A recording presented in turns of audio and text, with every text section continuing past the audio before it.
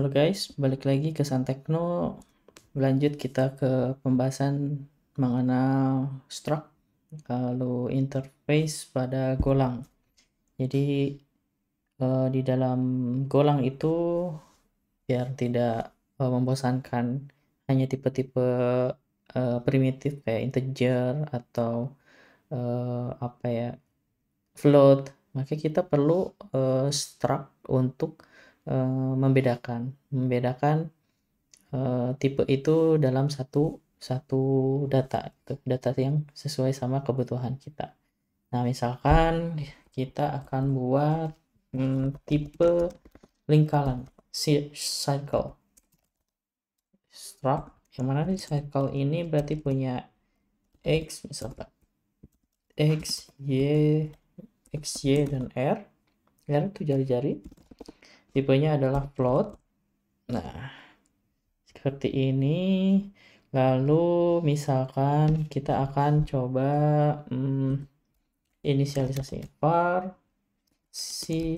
circle, nah, kayak gini. Nah, setelah itu kita akan isi ini r-nya misalkan berapa ya, r-nya itu 5, r-nya 5, x-nya adalah 10, x-nya sama dengan 10, maka cy-nya juga misalkan kita set 5 gitu. Nah, di dalam circle di struct ini kita pengen tahu, jadi circle itu kan punya, karena itu punya luas gitu ya, luas sama luas aja berarti kan ya, kalau keliling belum ada nih. Nah, contoh agar kita bisa membuat namanya metode di dalam circle ini, caranya kita dengan menuliskan seperti ini, function atau misalkan ini masih function standar, circle area gitu, yang dikirim adalah circle gitu. Nah, baru nanti balikin float. Nah, di sini adalah return math p kali c kali r kali r, jadi pr kuadrat ya kalau lihat luas lingkaran. Bagaimana caranya memanggil di sini? Berarti kita panggil dengan c.area. Oh, bukan. Jadi tinggal circle aja. Circle area dikirim kita c-nya. Nah, kalau mau langsung di ini, di print, bisa. Di print berarti circle area yang dimana akan dikirim si objek, si struct-nya. Nah, kalau kita jalanin, nah hasilnya adalah 40,45. Ini contohnya untuk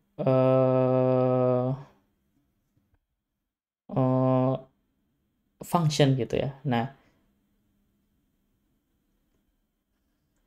agar kita tidak mengubah function asli, maka kita perlu sebenarnya kayak mengirim pointernya nih. Kenapa pointernya? Jadi bahwa suatu argumen itu dalam golang itu pasti akan disalin nih. Nah, jika kita mencoba untuk mengubah salah satu fieldnya, mengubah salah satu fieldnya itu, maka di dalam fungsi area itu tidak akan mengubah variabel yang aslinya.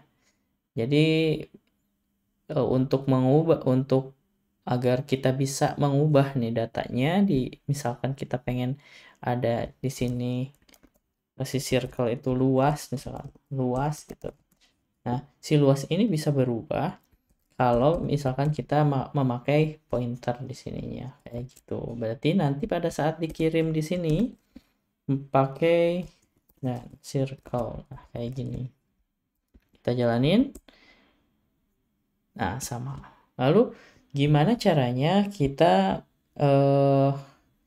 tidak perlu mengirim si circle-nya ini. Nah, ada cara metodenya yaitu dengan membuat function method.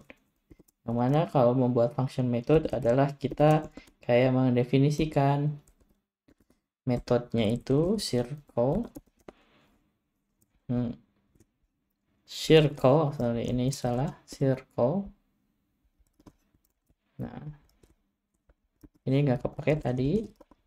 Nah, kita buat circle dengan circle area nih metodenya. Ini tanpa dikirim, tapi kita akan mengambil dari yang diset dari si struct C-nya itu. Maka kita tinggal return. Kita akan tinggal return si areanya. Atau tinggal area deh. Jadi math p kali si r kali si dot r. Nah, kayak gini. Pada saat di sini caranya berarti print len karena kita punya definisi struct-nya C sebagai circle, maka tinggal kita titik area. Nah, kita udah membuat metode dari struct circle ini. Maka hasilnya pun sama. Seperti itu ya. Lalu ada lagi yang namanya embedded type, yang mana itu mewakili yang struct field atau struct yang biasanya itu mewakili dan saling berkaitan. Misalnya circle memiliki radius misalnya. Misalnya kita akan memiliki juga struct contoh ya, struct orang gitu. Nah, si orang itu berhubungan dengan tipe HP-nya Android misal. Ini contoh lain ya. Misal contoh lain. Kita contoh lain. Misalkan kita punya struct type person, lalu isinya itu name, lalu satu lagi si person ini punya metode bisa bicara talk. Tadi akan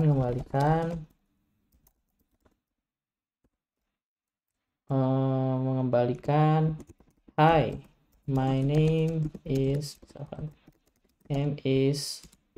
yang ada namanya pet name kayak gini. Jangan di return deh. Nah, langsung aja di print. Lalu ada lagi kita punya tipe Android yang dipakainya gitu. Ini HP sih, lebih ke HP-nya. Nah, punya siapa gitu. Kita tahu berarti ini punya siapanya itu dengan merelasikan dengan person, si orangnya itu. Lalu Android-nya itu model apa, bisa kita definisikan seperti ini. Nah, pada saat kita buat misalkan new Android, nah, berarti kita bisa membuat person talk kayak gini kan.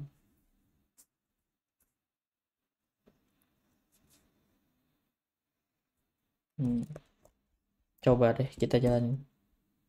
Nah, karena belum didefinisikan si personnya, berarti kita perlu person set personnya, name-nya Ihsan. Maka nanti akan ke set my name Ihsan kayak gitu. Dan ini adalah embedded ya. Embedded itu bisa yang saling terrelasi gitu. Lalu selain function biasa, metode yang tadi kita jelaskan, kita juga bisa membuat suatu tipe function dalam bentuk interface. Jadi biasanya Golang itu akan membuat function kesamaan yang disamakan dengan implementasinya. Mungkin dari teman-teman juga pernah membuat suatu function struct di bahasa pemrograman lain, di interface ya, function interface di yang lain. Nah, ini pun sama, di dalam Golang pun sama, yaitu dia membuat kayak function yang nantinya akan ke implement di berbagai metode, bisa jadi library, tetapi dengan metode yang sama gitu, dengan dimiripkan gitu, agar nantinya bisa dipanggil. Misalkan kita punya type shape interface gitu. Nah, dan si interface itu punya area gitu. Float 32 misalkan kayak gini.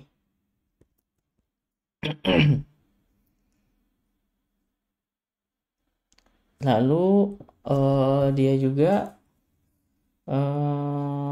untuk apa ya, mengumpulkan gitu metode-metodenya, mengimplementasikan. Nah, dia juga butuh total areanya, karena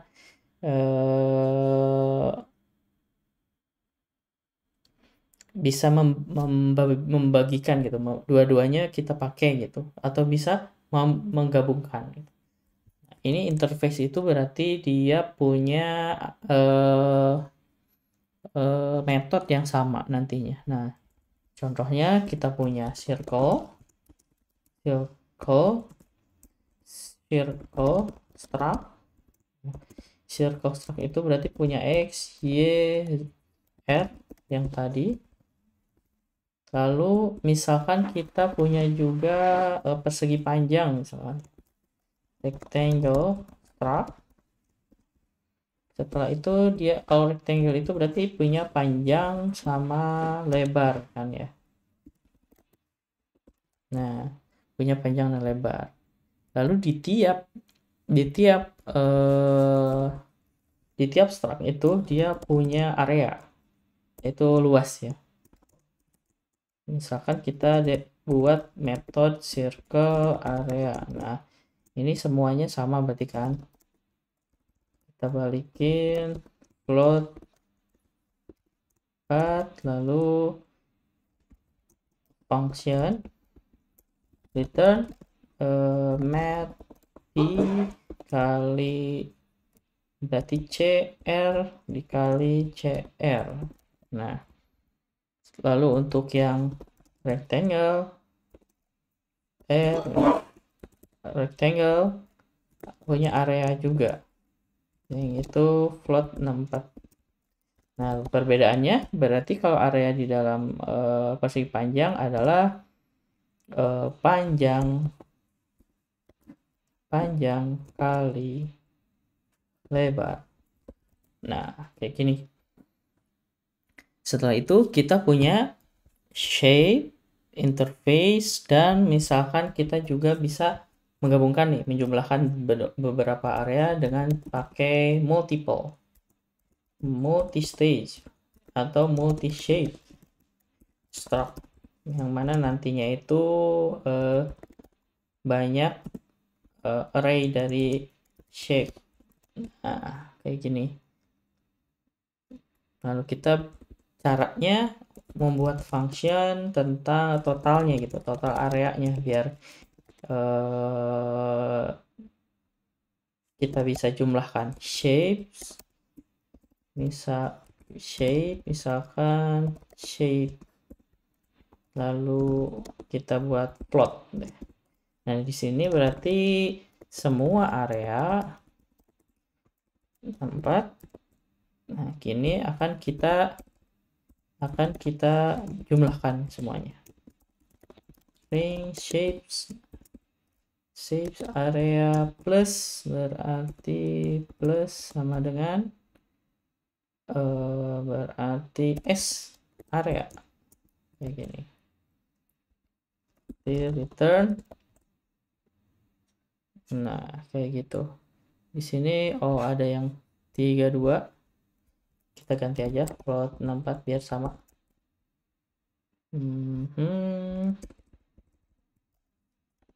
S area. Nah, return area. Oke. Total area ini udah kita buat. Lalu di dalam main, nah di dalam mainnya gimana nih caranya? Kita definisikan dulu si circle, misalkan circle-nya itu 005 ya, karena punya jari-jari aja kan. Lalu kita definisikan juga rectangle. Rectangle-nya itu misalkan panjangnya 3 dan 4 deh. Nah setelah itu kita cek dulu deh print ya, di print total areanya, print lang kita akan panggil si total lalu kita kirim shape-nya. Si shape-nya itu berarti C dan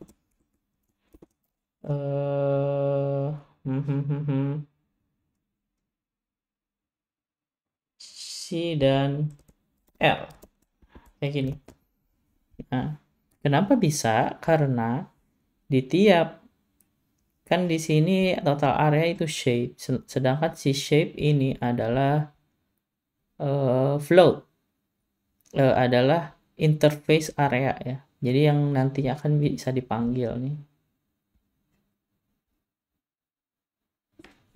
Nah, lalu gimana untuk multi-stage? Nah, multi-shape kita misalkan coba definisin dulu multi-shape. Nah, multi-shape terus shape append misalkan shape ke dalam C sama R-nya. Nah, kayak gini. fmt print learn langsung aja berarti area. Mana nih area? Oh iya, kita belum bikin ya areanya. Oke, kita bikin aja. Function multiple ya, buat multiple. Multi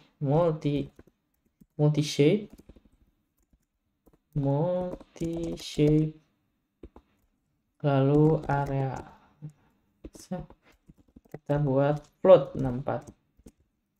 Nah, ini mirip sebenarnya isiannya. Mirip seperti ini. Semenit spasi total. Cuman kita membedakannya itu dengan area ya. Nah, di sini pun akan beda, nantinya bakal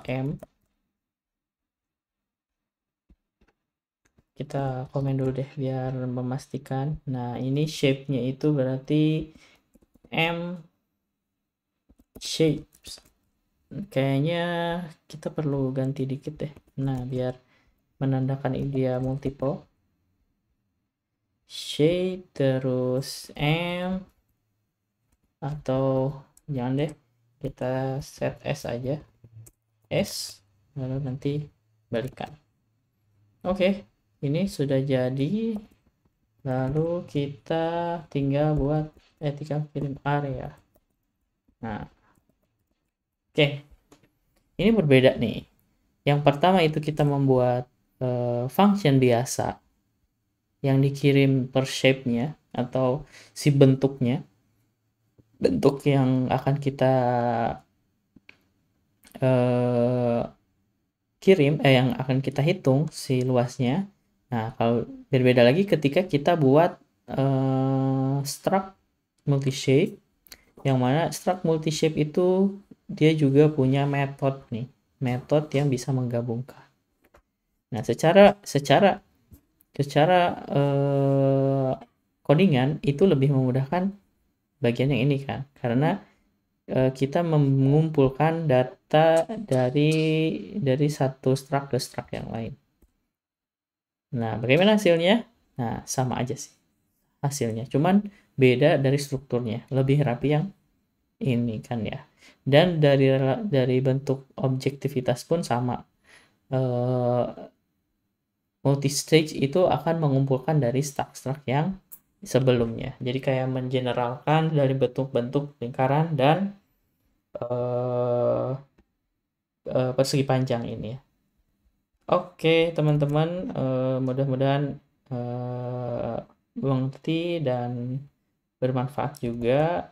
Jangan lupa juga lihat video-video selanjutnya. Thank you.